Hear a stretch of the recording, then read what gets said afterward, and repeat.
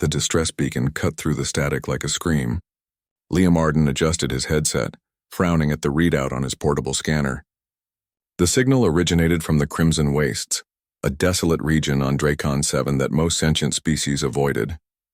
The planet was home to the Drakari, massive reptilian beings capable of limited flight and rumored to possess intelligence that rivaled the galaxy's oldest civilizations.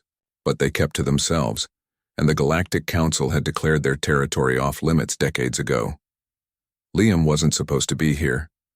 His contract with TerraCore Mining specified routine maintenance on extraction equipment, not rescue missions in restricted zones. But the beacon's signature was unmistakable, a Drakari emergency protocol, something he'd only read about in xenobiology reports. He landed his shuttle near the source, dust billowing around the craft's landing struts. The landscape was brutal, all jagged rocks and rust-colored sand stretching to the horizon. In the distance, he spotted the wreckage, a massive metallic structure half buried and twisted beyond recognition. As he approached, Liam heard it, a low, rumbling growl that vibrated through his chest. He rounded a collapsed beam and froze.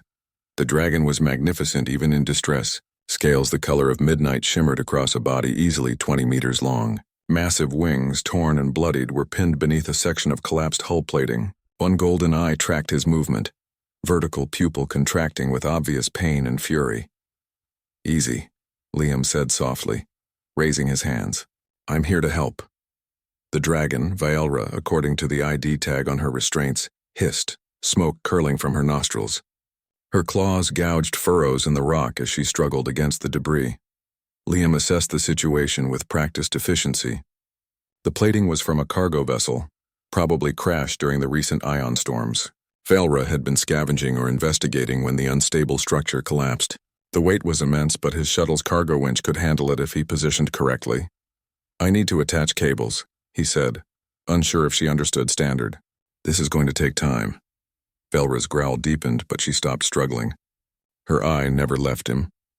Liam worked quickly, running lines from his shuttle to the debris, calculating angles and stress points. His engineering training kicked in, the problem becoming a puzzle to solve rather than a life-or-death scenario. Sweat soaked his jumpsuit despite the planet's thin atmosphere. His oxygen meter ticked down steadily. "Almost there," he muttered, securing the final cable. He returned to Vylra's side, examining her wings. The damage was severe but not fatal if treated soon. "When this lifts, you need to pull yourself out." "Understand?" The dragon's eye blinked slowly. Was that acknowledgement? Liam triggered the winch. Motors whined. Cables went taut and the massive plating groaned as it shifted. Vylra roared, a sound that shook the very air, and heaved herself forward. Her wings scraped against rock, leaving blood trails, but she was free. She collapsed 10 meters away, sides heaving. Liam approached cautiously, medkit in hand.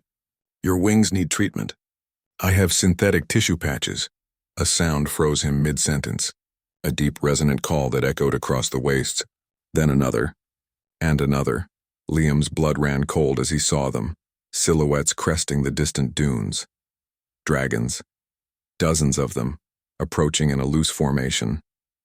Vylra lifted her head, answering with her own call. The approaching dragons accelerated. "Time to go," Liam whispered, backing toward his shuttle. But Vylra moved faster than her injuries should have allowed. She positioned herself between Liam and his ship, her massive bulk blocking his escape. Panic surged through him. Had he just traded one death for another? The pack arrived in a thunder of wings and claws. They surrounded him, their collective presence overwhelming. The largest, a scarred male with crimson markings, approached Vylra, communicating in sounds too complex for Liam's translator to parse. Then the dragon turned to face him. Liam stood his ground, though his legs trembled. If this was the end, he'd face it without running. The scarred dragon lowered his massive head, bringing one golden eye level with Liam's face. The moment stretched into eternity. Then slowly, deliberately, the dragon inclined his head. A bow. One by one, the others followed suit. Vylra rumbled something, a sound that carried warmth despite its alien nature.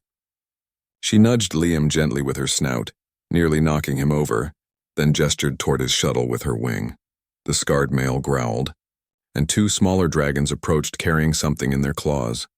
chunks of raw crystal that glowed with inner light. They deposited them at Liam's feet. "I don't," Liam began, but understanding dawned. These were power crystals, worth a fortune on any civilized world. Payment. Or perhaps gratitude. Vale recalled again, and the pack began to disperse, but she remained, watching as Liam gathered the crystals and loaded them into his shuttle. When he finished, he turned back to her. "Your wings still need treatment," he said. She shook her head in almost human gesture and spread her damaged wings. The pack called to her, and despite her injuries, she lifted into the air, joining them in the sky. Liam watched them disappear into the rust-colored clouds. His scanner chirped, detecting multiple new signals, other distress beacons, other trapped beings scattered across the wastes. He looked at his oxygen gauge, then at the coordinates appearing on his screen. He had enough air for one more rescue, maybe two if he pushed it. Humans, he muttered to himself, firing up the shuttle's engines. Too stupid to know when to quit. But as he set course for the nearest beacon, a smile crossed his face. Because sometimes being too stupid to quit was exactly what the galaxy needed. The dragons would remember, and so would he.